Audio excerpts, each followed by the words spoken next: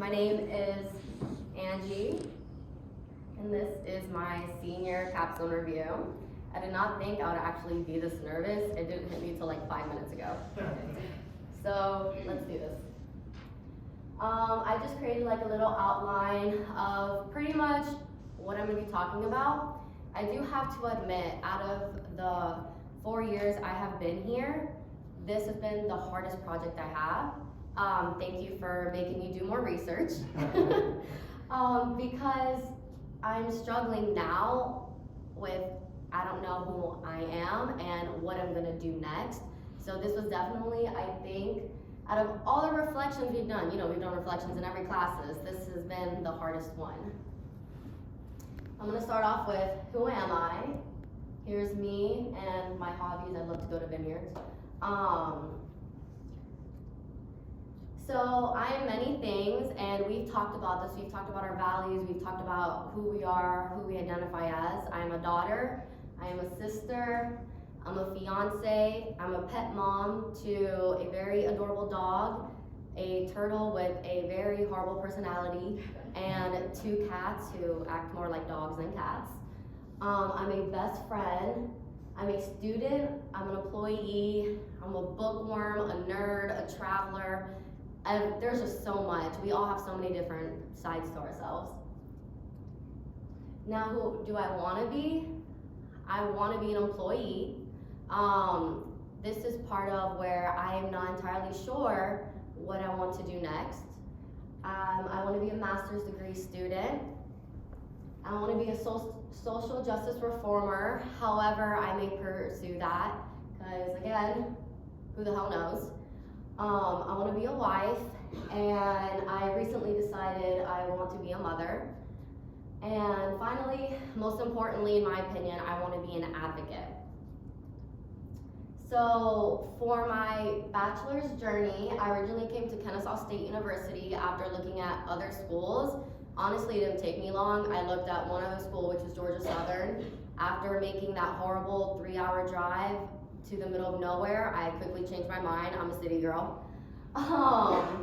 I came for an English degree. Even in growing up, I had so many different career ideas. I wanted to be a vet for the longest time, a marine biologist for the longest time. I quickly realized I'm horrible at math, cannot do that. And so I was like, I had a English teacher in high school I admired and I still look up to.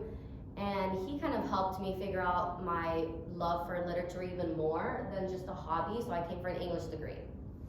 I wanted to be a book editor or book publisher. For those of you who don't know, and for those of you who do, I can tear down a book, like an average 500 pages in a few hours.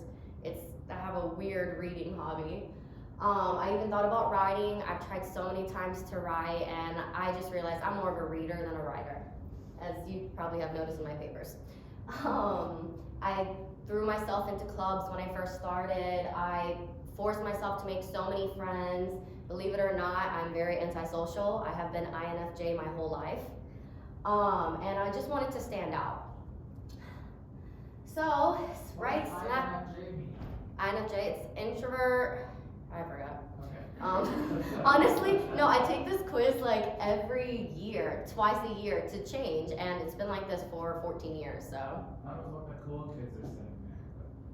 What? Oh, okay. So, right smack dab in the middle of sophomore year, about 2 months before COVID, I went through a life-changing event, the hardest thing I've ever gone through in my life. And I changed my degree.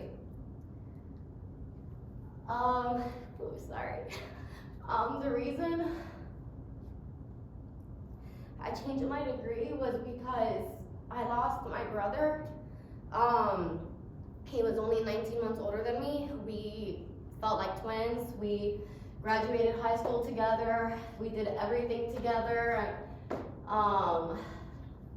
It was a shocker. He had CP, which is cerebral palsy, and it's just happened from when the brain gets damaged severely, and eventually we are told that well, my parents were told when they found out he had CP that he would not live a long life, but he made it to 2 weeks before turning 21. And shortly after they found out that he had CP because he was not doing normal baby stuff, my parents found out they were pregnant with me, and which is why my name is Angelina, because they believed that I was an angel sent for him.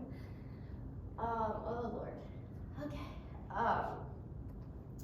So I changed my degree to human services, but during this journey I struggled with my mental health a lot.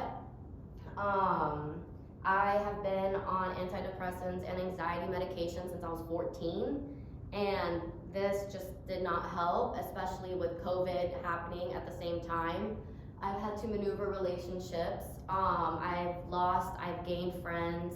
That's always been the hardest part because I've always felt like I never belong and I never fit in.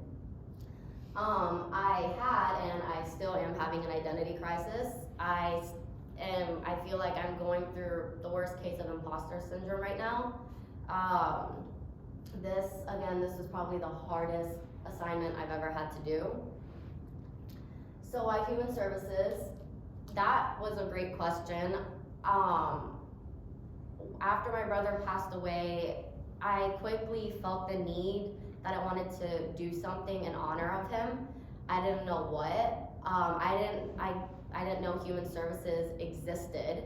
I knew I wanted to be an advocate of some sort because I did that my whole life. And schools, growing up with him and his classmates and just so many people in that community, I grew up, I didn't realize what I was doing. I didn't realize until I joined this degree that I have been an advocate my whole life.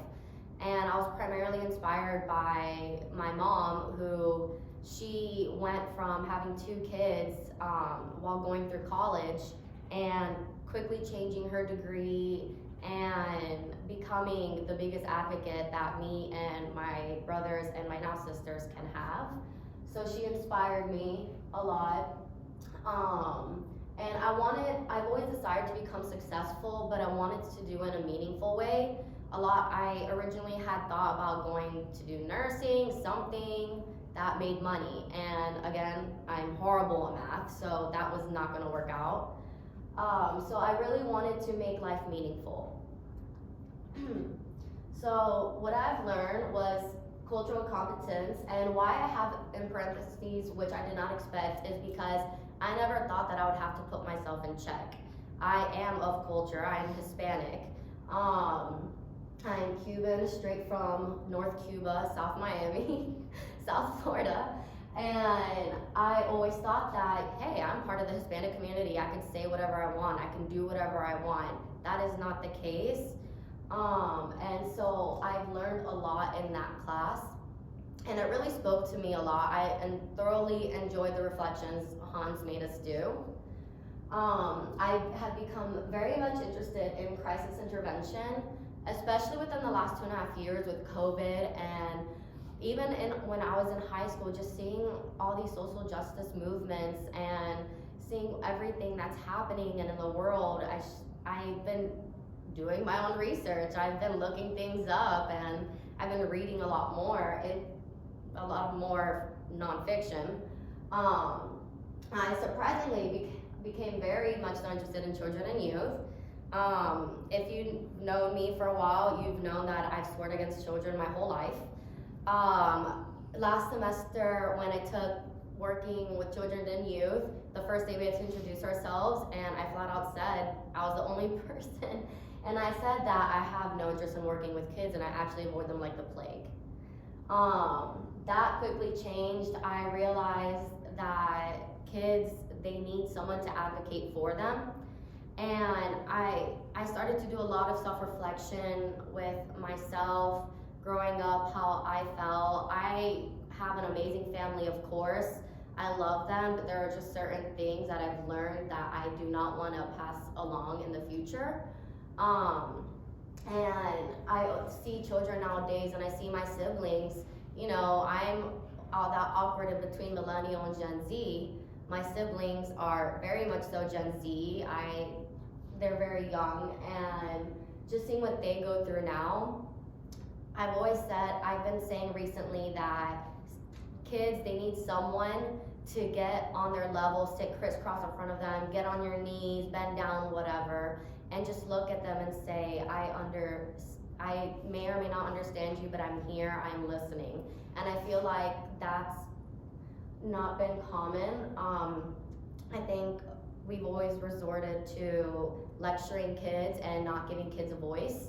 So I became interested in that. Surprisingly, I love policy and advocacy and community intervention.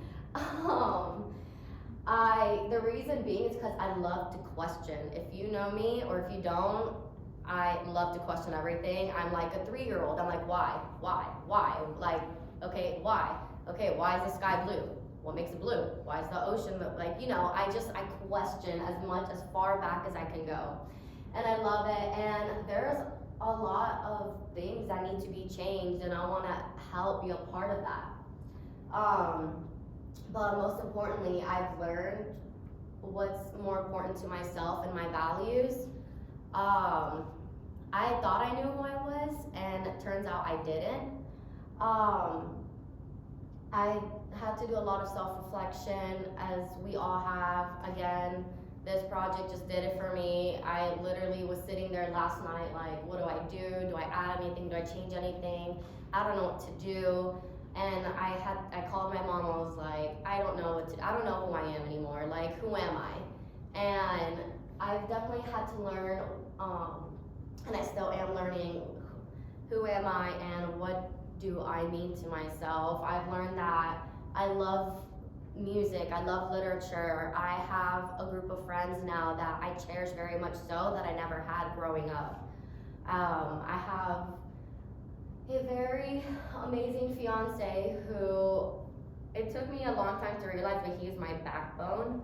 I probably would not have made it through college if it wasn't for him. When my brother passed away, we were not together. I had broken up with him several months before, and the instant right after my brother passed away, I received a text from him, and it was just like everything came crashing back. We picked up right where we left off. So my parents have always said that I was an angel sent for my brother, and now I feel like my brother sent my fiance to me. In the future, I have no idea what the hell the future holds, as none of us do. I'm still learning to navigate my identity crisis and my evolving self and values. I am excited to be getting married this June though. I told my fiance, we're disgustingly high school sweethearts. I told him, I was like, listen, it's 5 years, man. Are we doing this or not? Like, let's go. We decided that potentially in the future to have children. And I'm excited to be starting my master's in conflict management and peace building here at Kennesaw State University this fall. I thought that I would give myself a break, but I tend to be an overachiever and throw myself into situations, but I just like to be busy, and being a student is part of my identity, and I'm not ready to let go of that. I've even made jokes like, oh, maybe I'll go on and get a doctorate, who knows? So we'll see. But in conclusion, that's pretty much everything. So thank you for listening, and thank you to Cameron for being my favorite professor and pushing me, and definitely I think you've taught me the most out of everyone else, so thank you.